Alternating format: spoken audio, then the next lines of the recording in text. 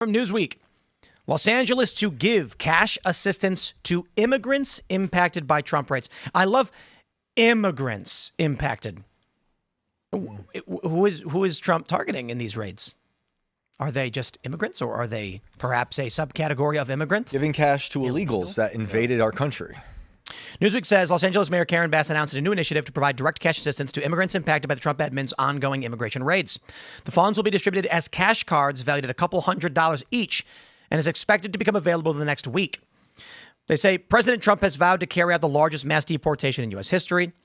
The GOP's flagship immigration policy under Trump is causing people to avoid going to work and fears over workplace raids. California has become one of the key battleground states for immigration. So hold on there a minute. So the cash assistance is intended for families directly impacted by the raids. Mayor Bass highlighted the example of a family that faced potential eviction after one of its primary earners was detained by immigration authorities. Was this individual perhaps legally detained under a warrant of some sort, perhaps for being an illegal immigrant? The program will be funded through private donations rather than city funds. Immigrant rights organizations, including the Coalition for Human Immigrant Rights in Los Angeles, will handle the distribution of cash cards. According to the mayor's office, the city will coordinate efforts between donors and distribution partners, though specific eligibility criteria have not yet been announced. They're going to say Bass likened the initiative to Angelino Cards program during the pandemic. The cash cards announced coincided with a new executive order signed by Bass directing all city departments to strengthen training and policies ensuring compliance with LA's sanctuary city law. Okay. Now, y'all know, I pointed this out at the beginning of the show, we've had many people come on the show and say treason. They say Comey committed treason because he called Trump a Russian. That's not treason. Sedition is when you try to undermine, overthrow, or obstruct the government. So what we saw with Trump being falsely charged and the Russiagate conspiracies and the false impeachments, that's seditious conspiracy. Individuals of this country seeking to undermine this country's government. Treason is defined as this. Whoever owing allegiance to the United States levies war against them or adheres to their enemies, giving them aid and comfort within the United States or elsewhere, is guilty of treason. You want to pull this up? Is guilty of treason and shall suffer death or shall be imprisoned not less than 5 years and fined under this title but not less than $10,000 and shall be incapable of holding any office under the United States. This is codified in U.S. law. So let me just ask the basic question. We'll start here. Trump invokes 18th century law declaring invasion by gangs to speed mass deportations. Trump invoked the Alien Enemies Act of 1798, a sweeping wartime authority that allows the president broader leeway on policy and executive action to speed up mass deportations of people, potentially pushing his promised crackdown. This is from March 15th. Trump has federalized the National Guard in California because of riots, and he sent in the Marines to protect federal buildings as they were conducting immigration raids in L.A. Recently, the Trump administration raided several marijuana farms. Let me pull this one up. This is very important. Minors, pot farms. I bet pot farm probably won't do it, but here we go from the BBC. Hey, the BBC is a source, right? Okay. Liberals are going to say it doesn't count. Minors among suspected illegal immigrants detained after clash at California farm. What kind of farm was it? It's a marijuana farm. You see, they keep omitting that. Now hold on. Let me just ask the panel a basic question. Do you think these minors, illegal immigrants, came to this country of their own volition? No. Way. Do you think they are working on a pot farm by choice? No. What do we call it when people are brought somewhere and then forced to work against their will? Slaves. And we call it trafficking. Mm-hmm. So what Trump and the CBP has likely uncovered, and I ask because I think it's unanimous, when children are brought here to work on farms against their will, we call that child trafficking and slavery. Karen Bass is providing funding to the individuals impacted by this. With that being said, is it fair to say that she is adhering to our enemies and giving them aid and comfort within the United States? Yes. I think it's clearly. You made a great deductive argument right there. So I'm not going to look, when people hear the word treason, they imagine we've had these stories recently where like someone in the Air Force went to Russia and gave them classified documents or something. There was actually someone who worked for the director, the DIA, what is that department called? Defense Intelligence Agency. There you go. And he was coordinating with what he thought was a foreign ally of the United States and he was providing them with classified information in exchange for potential citizenship, but they were not an enemy of the United States. So I don't think they even charged him with espionage. In this instance, we have a very interesting circumstance. I'm not going to pretend like this is somebody selling nuclear secrets to Russia, which is like the epitome of treason, or during a war going and joining, let's say right now, they went and started aiding and abetting ISIS or like ISIS-K, whatever it's called, and Hamas and Iran. That would be like, oh, wow, they're waging war against us, living war against us. I would say Karen Bass has put her foot just slightly over the line of where it would be legally defined as treason, because Donald Trump has already said these narco gangs and cartels are invading our country, many at the behest of foreign adversaries, and we have to deport them. We know, or I should say it is reasonable to conclude, at least Tren de Aragua, that makes a lot of sense, that Venezuela released prisoners from their prisons and sent them out saying, go disrupt other places, go to the United States, why don't you? That's Trump's argument. Right now you have this scenario. Regardless of what you think of Trump, the federal government has asserted there is an invasion on the southern border. Blanket statement. Maybe not a legal one, I don't know. There is a alien enemy invasion under the 1798 Alien Enemies Act that, yes, Tren de Aragua is an invasive force. Now, we don't know exactly who's running these pot farms, but the BBC is even reporting children were working on these farms. I think it's fair to say these people who are not Americans are an enemy of this country, because I don't think anyone in this country is going to argue that it's lawful to have child slaves. Karen Bass providing, aiding, and abetting these individuals is adhering to our enemies. 300,000 kids went missing over the border while Biden was, in charge. I'm putting in quotes for those listening. I'm sure some of those kids are wound up on that farm and farms like it. They are. This is like a slow death of a state that she is accelerating with her, like Tim was saying, the foot on the pedal. But I think she helped burn down that state. She was just gone. It totally mismanaged the fires in LA. So the reason I bring this up is because, and again, I want to stress, I always tell people it's not treason. You can't say that. Don't say it's treason. I imagine the Barbary Wars. Jefferson, I believe it was negotiating with North Africa and saying like, stop your people from doing this. And they basically said, you're infidels. We can do what we want. And he said, okay, we're making the Marines and we're going to go and we're going to crush you. The Barbary pirates are pirates. They are not necessarily of a government. That's what a pirate is. It's a privateer. If there were, say, during the Barbary Wars, if you went and aided a pirate vessel attacking the U.S. Marines, that was legal treason. Treason doesn't have to be a nation state. It is just the declared enemy of the United States. So this is, admittedly, I would call it being on the line, because I'm sure some might argue, no. She's not directly aiding Tren de Aragua. She's indirectly aiding. She's indirectly aiding narco gangs and Tren de Aragua with the actions she's taking. We don't know for sure that she is, but it seems highly likely that she is.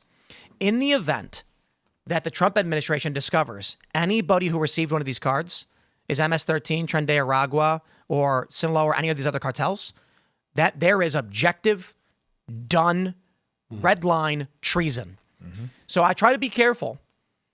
The question then becomes, is there political will for Donald Trump or anyone in government to actually go against these sanctuary policies? I think the answer is no. The question then becomes, to be completely honest, is enforcing sanctuary policy in general just treason? And I think the only way this is going to stop is when you get someone at the bare minimum argues for sedition. There's no doubt these cards are going to end up in the hands of the narco traffickers, because the people who are working on these farms are indebted to them for getting them across the border. The 15-year-old girls that are working on these farms are there to pay off the debt of someone else who owes the traffickers. So if you are the nicest of people and you got the $500 card from Karen Bass's organization, ultimately the narco trafficker is going to be like, I want the card. We have a hard question that this country is facing right now. BBC report, federal officials said a protester fired what looked like a pistol at federal agents. Now, we were live when that broke. We covered that story. It was the third time in 1 week extremist factions were opening fire on federal law enforcement. But if we were to say outright, what are the circumstances right now the U.S. is facing? We've got narco gangs. There's many of them. in the United States, most people are familiar with Tren de Aragua and MS-13, for instance. They trade drugs, they traffic people, they smuggle. You've got the cartels. The cartels are much, much more serious, right? The narco gangs might be involved in one or two political killings, but they're largely just gang killings, trafficking. The cartels actively are killing wave after wave of politicians in Mexico, and they do operate on our southern border smuggling drugs. We have a crisis in this country with these elements. We are trying to stop them. The American people voted for Donald Trump to stop them. Sanctuary cities, Democrat politicians are seeking to abet all these illegal immigrants. At what point now, with 3 ambushes, I shouldn't say that there was an ambush, but 2 ambushes on cops, 2 cops shot. And now this. At what point is Trump going to have to say, there is an enemy in the United States attacking us, seeking to kill our law enforcement in violation of the voter base who voted in a Republican majority in the House, Senate, presidency, and, because of Trump's first term, the Supreme Court. Clearly, immigration is something people want done. At some point, the question is going to have to be posed, do we actually treat this as enemies in the United States attacking us? Yes, he needs to be more aggressive. I think we only have 100,000 deportations so far. Barack had 2.5 million. But let's compare those. Barack, those are turnarounds. The Obama deportations was largely captured at the border and pushed back. Right. And never before had we seen the kind of raids that Trump is doing where he's going into Los Angeles. I think he did use ICE raids, though. Obama did definitely use ICE raids. They weren't like Trump's. Not like this. Well, they need to be more aggressive. And I don't think we should wait for something to pop off, like someone to get hurt again, for him to be like, okay, now's the time. This is the question that I brought up last week, and I'll ask you, Shane. What do you think would happen if Abraham Lincoln did not react to the secession of 7 states? Daniel, what do you think? Yeah, well, exactly. Along those same lines, the congressman that happened yesterday, Carbajal. I don't know if you saw this. I saw it earlier on the news. Congressman Carbajal was trying to stop an ICE deportation, and he asked the ICE official for his card, and he gave it to him. And he took his business card and showed it to the media on camera, read out the guy's name, read out his information. And people are saying, how do you not arrest Congressman Carbajal? Like, you doxed an ICE official, and you said, I'm a member of Congress. I want your card. Here's my card. Now I'm going to share it with the American people. Well, the challenge there is... This is insanity. Scummy, but not illegal. Right, scummy, but not illegal. The reason I brought up the Lincoln thing is, I think it's fair to say, so the history is, Abraham Lincoln wins the election.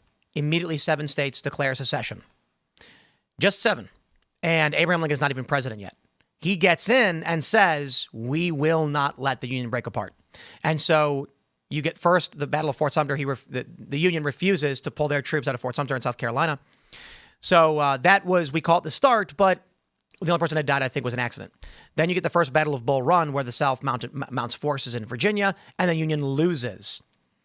At any point, Abraham Lincoln could have said, I am not engaging.